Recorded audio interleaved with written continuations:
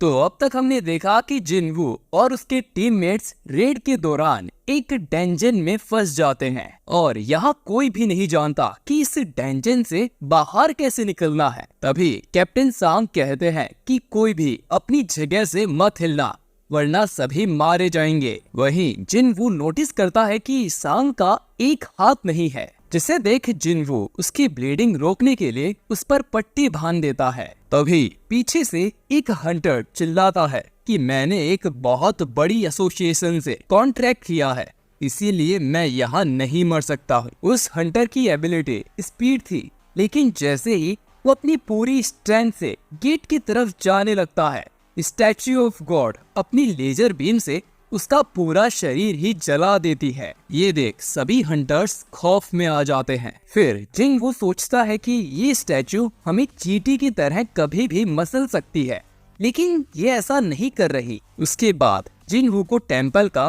पहला रूल याद आता है, जो था गॉड की पूजा करो। इसके बाद वो खड़ा होने लगता है और जैसे ही वो पूरा खड़ा होता है, स्टैच्यू की आंखें चलने लगती हैं, जिसे देख जिनवू फिर से झुक जाता है। इस और स्टैच्यू की आंखें भी फिर से नॉर्मल हो जाती है। ये देख जिनवू समझ जाता है कि हमें इस स्टैच्यू के सामने झुकना पड़ेगा। फिर जिनवू सबको बताता है कि हमें स्टैच्यू के सामने खड़ा नहीं होना है वरना सभी मारे जाएंगे। ये सुनने के बाद सब स्टैच्यू के सामने अपने घुटनों पर बैठ जाते हैं। सबको झुका हुआ देखकर स्टैच्यू ऑफ गॉड एक अजीब सी स्माइल करती है, जिससे सभी थोड़ा कंफ्यूज हो जाते हैं। लेकिन फिर एक हंटर सिंटा खड़ा हो जाता है और सबको बताता है कि अब ये स्टैचू कुछ नहीं कर रहा है, और फिर सभी हंटर्स खड़े हो जाते हैं। लेकिन तभी स्टैच्यू ऑफ गॉड भी खड़ा हो जाता है। सॉन्ग फिर से घबरा के जिनवू से पूछता है कि क्या तुम्हारे पास कोई आइडिया है। तभी जिनवू को टेम्पल का सेकंड रूल याद आता है, जो था गॉड को प्रेज करो। यहाँ सभी सोच में पड़ जाते हैं कि इस क्लू का क्या मतलब है। जिसे बीच एक हंटर आगे बढ़ता है और कहता है कि मुझे पता है गॉड की पूजा कैसे करते हैं। जिसके बाद वो हंटर हाथ जोड़कर उस स्टैचू की पूजा करने लगता है, लेकिन उसकी प्रेयर्स का स्टैचू पर कोई असर नहीं होता और वो स्टैचू उस हंटर को भी कुचल कर मार देती है। सभी हंटर्स अपनी जान बचाने के लिए इधर उधर भागने लगते हैं। सिंटा सोचता है कि उसका परिवार घर पर इंतजार कर रहा है, वो यहाँ नहीं मर सकता, और भागते भागते वो एक गार्ड स्टैचू के सामने आ जाता है।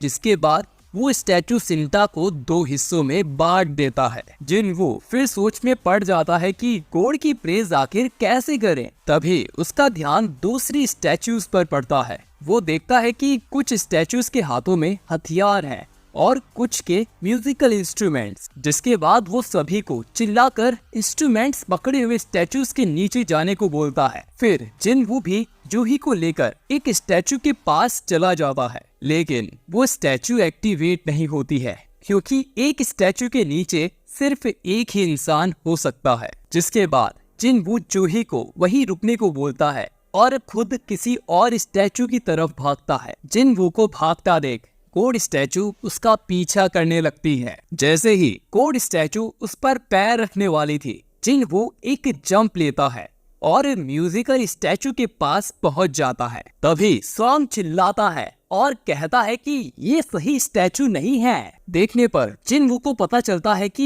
ये एक गार्ड स्टैचू है, और फिर वो मूर्ति जिनवू पर अटैक कर देती है। हमले की वजह से जिनवू का एक पैर कट जाता है, जिसके बाद भी वो अपने हाथों की मदद से एक म्यूजिकल स्टैचू के नीचे पहुंच जाता है, और फिर उन सभी स्टैचू से म्यूजिक बजने लगता है, जिसे सुन गॉड स्टैचू शांत हो जाती है और अपना एक हाथ ऊपर उठा लेती है, जिससे जमीन बुरी तरह हिलने लगती है और जमीन से एक चीज बाहर निकलती है, जिसे देख जिनवू समझ जाता है और सभी को बताता है कि ये एक आर्टर है। माइथोलॉजी के हिसाब से गॉड को सैक्रिफाइस देने के लिए इसका यूज होता है, और इसी के साथ वो तीसरा रूल बताते हुए कहता है कि बिलीव द गॉड। तभी सांग बोलता है कि तुम सब मेरी वजह से यहाँ फंसे हो, ये सब मेरी गलती है, तो मैं अकेले जाऊंगा। अब सांग जैसे ही उस आर्टर के पास जाता है,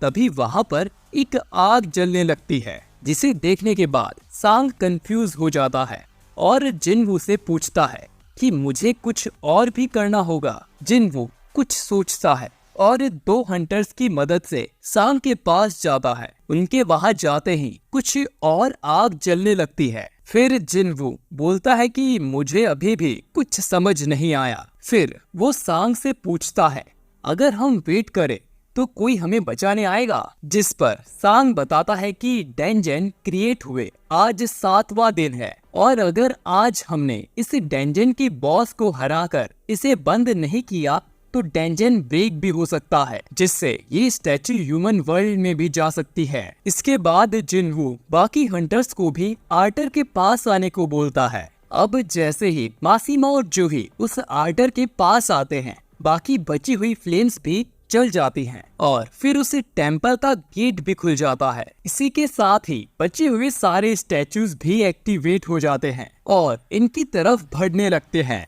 जिनवू जूही को आंख बंद करने से मना करता है। वो कहता है कि अगर ये लोग कहीं और देखेंगे तो ये स्टैचूज उनकी तरफ और भी ज्यादा तेजी से बढ़ने लगेंगी। जिनवू यहाँ इस चीज को बचपन में खेले जाने वाले एक गेम से कंपेयर करता है। वो कहता है कि अपनी आंखें सिर्फ इन स्टैचूज पर बनाए रखो, लेकिन तभी एक हंटर डर जाती है और उस गेट से भाग जाती है। वो हंटर सही सलामत उस गेट के पार चली जाती है, लेकिन गेट थोड़ा सा बंद हो जाता है। फिर जिनवू सांग से कहता है कि जैसे ही कोई यहाँ से भागता है, आर्टर की फ्लेम्स भी गायब हो जाती हैं और ये गेट एक ट्रैप है जिससे गॉड इन लोगों को टेस्ट कर रहे हैं कि इन्हें गॉड के ऊपर कितना बिलीव है। जिसके बाद एक और हंटर जिनवू को फेंक देता है और गेट की ओर भागने लगता है। तभी जिनवू सभी को बताता है कि अब और कोई यहाँ से मत भागना,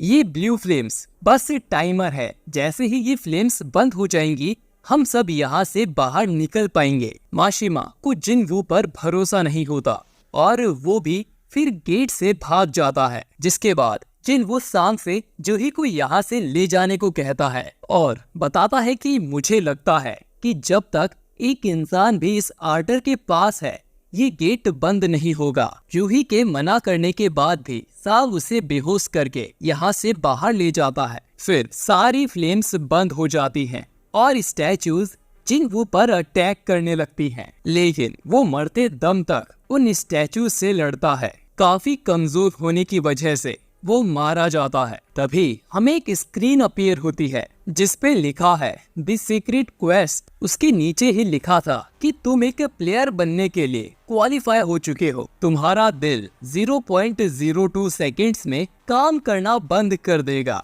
अगर आप ऐसा नहीं चाहते तो प्लेयर बनने के लिए हाँ करें और कोई तो यस सेलेक्ट कर देता है और जिसके बाद ये एपिसोड यहीं पर खत्म हो जाता है। तो दोस्तों, असली कहानी तो अगले एपिसोड से शुरू होने वाली है, जिसके लिए जिनवू जिंदा बचेगा भी या नहीं और ये गेमिंग स्क्रीन का क्या चक्कर है, ये तो हमें आने वाले एपिसोड में ही पता चलेगा।